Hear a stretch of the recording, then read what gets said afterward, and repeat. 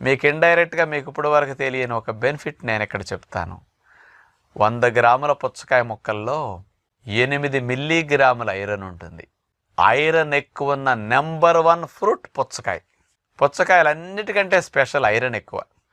అంటే అసలు ఏ పండ్లల్లో ఒక 40-50 రకాల ఫ్రూట్స్ లిస్ట్ తీస్తే అన్నీ ఇందులో సగానికి సగం తక్కువే ఐరన్ కంటెంట్ ఉంది. రక్తం తయారీకి కావలసిన ఐరన్ అనేది పుచ్చకాయల్లో బాగా రిచ్గా ఉంది. ఏ ఫ్రూట్లో లేదు, పుచ్చకాయలో ఉన్నంత ఐరన్ ఎక్కువగా. మనకు కావాల్సింది 28 మిల్లీగ్రాముల ఐరన్ ఒక రోజుకి, మ్యాక్సిమం 30 మిల్లీగ్రాములు.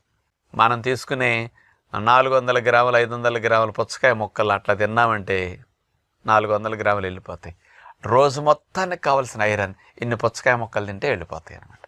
అందుకని మీకు బ్లడ్ తగ్గకుండా ఐరన్ కంటెంట్ పుష్కలంగా ఉండాలి. కాబట్టి బ్లడ్ ఉత్పత్తికి బాగా